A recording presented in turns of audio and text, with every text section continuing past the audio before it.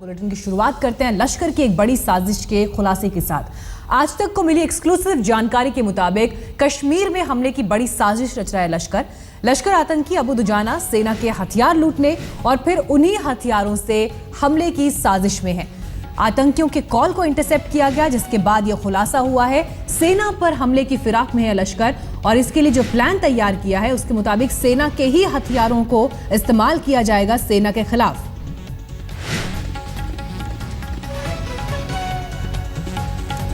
कश्मीर में बड़े हमले की फिराक में है लश्कर।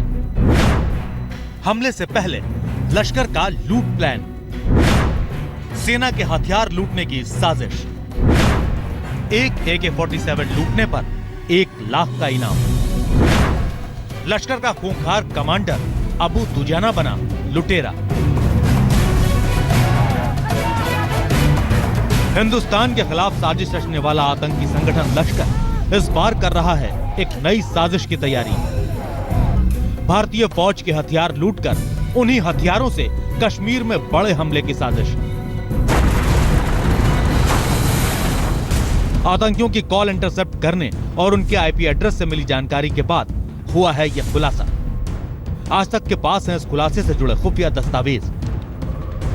खुफिया एजेंसियों की माने तो कश्मीर में हाल ही में एक मुठभेड़ में जान बचाकर भाग निकला लश्कर का कमांडर अबू दुजाना अपने 10 साथियों के साथ बड़ी आतंकी वारदात की साजिश रच रहा है।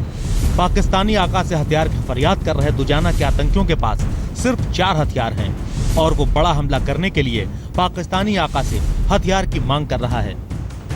पाकिस्तान में बैठे लश्कर के कमांडर और दुजाना के हैंडलर सैफुल्लाह साजिद जट के बीच बातचीत के इंटरसेप्ट से हुआ खुलासा कि वो लोग हथियार हासिल करने के लिए फौज या फिर अर्धसैनिक बलों पर हमला करने की जुगत में हैं। आतंकी दुजाना ने अपने आतंक के इस IP एड्रेस से 2 बार बात की। पहली बार बातचीत 1.25 घंटे चली और दूसरी बार करीब 45 मिनट। लश्कर आतंकी अबू दुजाना की पाकिस्तान में बैठे हैंडलर से जो बातचीत हुई, खुफिया दस्तावेजों में उसका जिक्र भी है। बातचीत के मुताबिक दुजाना ने कहा कि फातिमा का WhatsApp नंबर भेजो। साजिद ने वो नंबर बताया, लेकिन हिदायत भी दी कि बातचीत करने में होशियार रहो क्योंकि उसका नंबर एक्सपोज हो चुका है। साजिद ने राय दी कि फातिमा से बातचीत के लिए एक नया सिम खरीद लो। इसके बाद आतंकियों की 14 मार्च को फिर बातचीत हुई। ये बातचीत भी दुजाना और साजिद के बीच हुई। दुजाना ने कहा कि हथियारों का इंतजाम कराओ जिससे अहमद वाला काम किया जा सके। साजिद ने कहा कि 2 सहयोगियों को हथियारों की खेप लेने के लिए तैयार करो। यानी पाकिस्तानी हैंडलर्स के साथ मिलकर लश्कर आतंकी अबू दुजाना जुटा रहा है हथियार। लेकिन खुफिया एजेंसियों के मुताबिक जितनी बड़ी साजिश दुजाना रच रहा है, उसके मुताबिक हथियार हासिल करने के लिए उसने बनाई है फौज पर हमला कर हथियार लूटने की साजिश, जिसकी सलाह उसे पाक हैंडलर साजिद से ही मिली है। साजिद की साजिश तो और भी बड़ी है। उसने हथियार छीनने पर बाकायदा इनाम का ऐलान कर दिया है। बातचीत में साजिद आतंकी दुजाना को कहता है कि एक AK-47 को छीनने पर 1 लाख रुपए का इनाम है।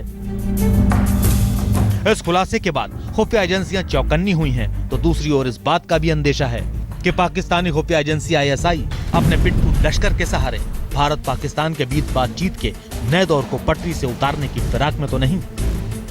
जितेंद्र बहादुर सिंह, दिल्ली आज तक। और इस वक्त और जानकारी के साथ हमारे संवाददाता जितेंद्र बहादुर सिंह जुड़ गए हैं हमारे साथ।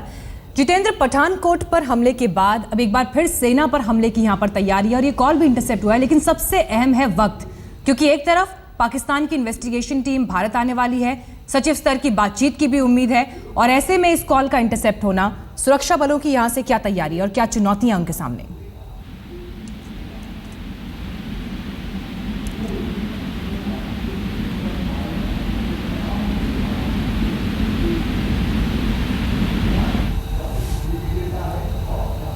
जितेंद्र, अब तक मेरी आवाज पहुंच रही है?